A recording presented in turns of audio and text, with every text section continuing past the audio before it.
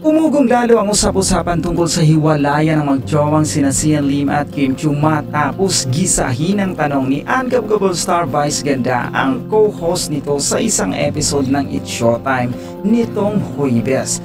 Tinanong kasi ni Vice ang isang contestant ng tawag ng tanghalan kung sino umano ang iniisip nito habang kinakanta ang Kulang Ako Kung Wala Ka. Tila nahihiya pang umami noong una ang contestant pero nasukol din naman ito ng mga host ng show. Hiningan pa nila ng mensahe ang contestant para sa minamahal nito bagamat hindi na nabanggit pa ang pangalan. Kasunod naman inurirat ni Vice si Kim. Tinanong niya ang kanyang co-host tungkol sa personal nitong buhay. Tinanong niya sino bang nagpapangiti sa'yo lately. Muling inulit ni Vice sa pangalawang pagkakataon ang kanyang tanong, sinong nagpapangiti sa'yo lately? Pero tila hindi pa rin nakontento si Vice, sumundot pa ulit ito ng isa pang tanong. Tila na blanco ng ilang sandali si Kim sa tanong na ito ni Vice kaya tinantyawan siya ng komedyante. Kaya ang ginawa ni Kim, sumigway na lang siya para i-promote ang linlang na mapapanood sa Prime Video, isang online streaming platform, at pinuri ang co-star na si Carla Estrada. Pero ibinalik ulit ni Vice ang tanong matapos i-promote ni Kim ang TV series nito. Bagamat natagalan pa bago nakasagot si Kim, sinabi rin naman niya kung sino-sino ang kumukumpleto sa kanya. May napansin naman ang ilang netizens sa itsura ni Kim habang sinasagot ang tanong sa kanya ni Vice. Pinabulaanan naman ni Kim sa isang Thanksgiving press conference ng linlang ang kumakalat na balitang hiwalay na umano sila ni Sian.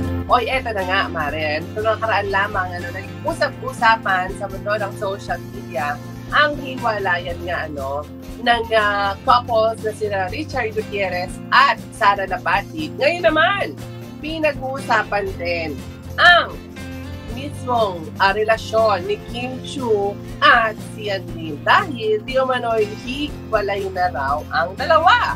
Well, Mare, kumakalat nga ngayon sa mundo ng social media itong issue na ito. Pero hanggang sa ngayon, Mare, nananatiling tahimik at walang official statement ang dalawa kung ano ba talaga ang totoong estado ng kanilang relasyon.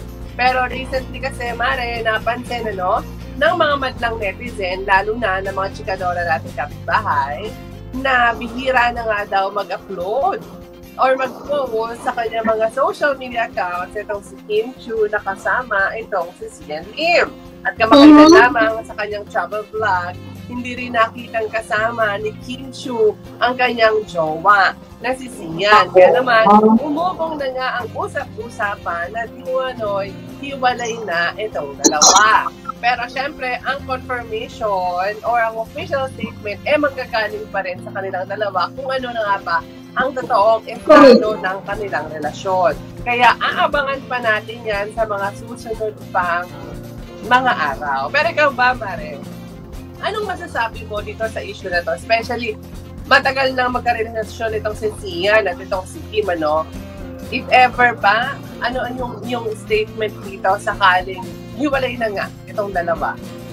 Alam mo, unang-una, Mari, I hope not. Kasi, alam mo yon, ang perfect nila together. Alam mo, parehas silang may dugong Chinese, tapos parehas silang well-off sa buhay, tapos parehas silang, yung aura, di ba? Yung isa sa mga, relationship, Mari, magjowa na, masasabi mong kasal na lang talaga ang kulang dahil parang mag-asawa na rin yung tulingan, di ba? So, sayang. I hope not. Kasi nga naman, diba, grabe rin naman ang pinagdaanan ng isang Kim Chiu, diba sa kanyang past relationships. And very well deserved din naman yung love and care ng isang Sian Lim. Makikita mo naman sa vlog nila, Mare, very genuine, diba, and happy. So, may mga moments lang talaga siguro, Mare, na pag nagtatagal ang relasyon, alam mo yon, hindi na nagmamatter sa'yo kung pinapost mo lagi, kung nasasama mo sa mga. Pero, on the contrary, di ba, alam mo, Mare, pag nasanay ka rin na, lalo na si Kim kasi ay vlogger na, di ba? So, dahil nasanay ka na lagi na nakikita si Sian Lim, papapa-question ka rin talaga eh, di ba? Pag matagal-tagal hindi mo siya nasasay. Pero sana hindi. Ayun na lang sa akin. I love it. Yes. Oh, anyway, naku, aabangan natin yan dahil for sure lilinawin yan ni Sian Lim at ni Kim Chu ng totoong estado, ano ng kanilang relationship at ano nga ba ang dahilan kung bakit minsan talaga na makita sila sa kanilang mga videos and vlogs. Naku po,